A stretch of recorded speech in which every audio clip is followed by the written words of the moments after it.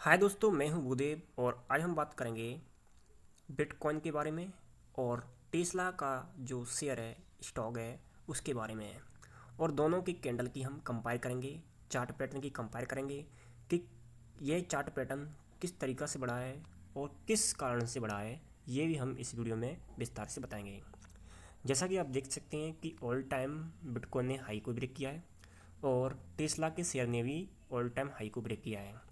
तो सबसे पहले समझते हैं बिटकॉइन के बारे में। तो बिटकॉइन का जो अस्तित्व आया था वो लगभग 2010 में आया था। यहाँ पे देख सकते हैं कि शुरुआत में बिटकॉइन का 11-12 में जो सन 2012 में इसका जो प्राइस था लगभग 12 यूएसडीटी के समथिंग था। लेकिन अब बिटकॉइन का प्राइस लगभग कितना हो गया है, 1,70,023 यूएस डॉलर। तो इस हिसाब से देखा जाए तो ये लगभग यह 9,33,138.53% तक ये हाई पर गया। यानी कितने हाई मार दिया इसने, 9,33,138.53% हाई मारा है। कितने साल में, लगभग 12 साल के अंदर इसने इतना ऑल टाइम हाई ब्रेक किया है। तो समझते हैं कि किस सरकार में कितना गेन हुआ बिटकॉइन। तो सबसे पहले हम बात करते हैं कि जो सरकार थी, जहाँ पे 21 में बात करते हैं तो 21 के महीने में देखा जाए तो जिस समय 2021 में अमेरिका में सरकार थी वो थी डोनाल्ड ट्रंप की। और डोनाल्ड ट्रंप की सरकार थी तो उस समय बिटकॉइन ने लगभग 1 नवंबर 2021 को 1 नवंबर 2021 को बिटकॉइन ने ऑल टाइम हाई को ब्रेक किया था। 1 नवंबर 2023 को बिटकॉइन ने ऑल टाइम हाई को ब्रेक किया है। यानी यहाँ पर इस वाले पॉइंट पर देखें तो लगभग $69,000 पर इसने ऑल टाइम हाई ब्रेक किया था। तो उस समय बिटकॉइन हाई किया तो उस समय अमेरिका में जो सरकार थी वो डोनाल्ड ट्रंप की थी। इसके बाद अमेरिका में डोनाल्ड ट्रंप अपना चुनाव आ चुके थे।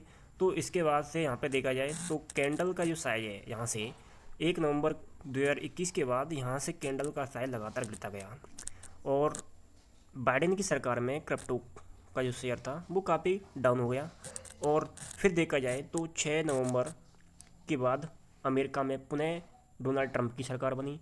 तो इसके बाद बिटकॉइन ने लगभग 24,000 यूएसडीटी के समथिंग इसने गेन किया और तब बिटकॉइन ने ऑल टाइम हाई को ब्रेक किया है। तो इसका अर्थ क्या निकलता है? इसका अर्थ नहीं निकलता है कि डोनाल्ड ट्रंप हैं वो क्रिप्टो को ज़्यादा सपोर्ट करते हैं।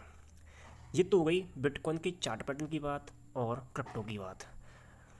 और अब बात करते हैं हम टेस्ला के स्टॉक के बारे में। तो यहाँ पे हम सर्च करते हैं टेस्ला। ये टेस्ला का स्टॉक है और इसका जो कैंडल का जो पैटर्न है वो सेम टू सेम बिटकॉइन की तरह ही है।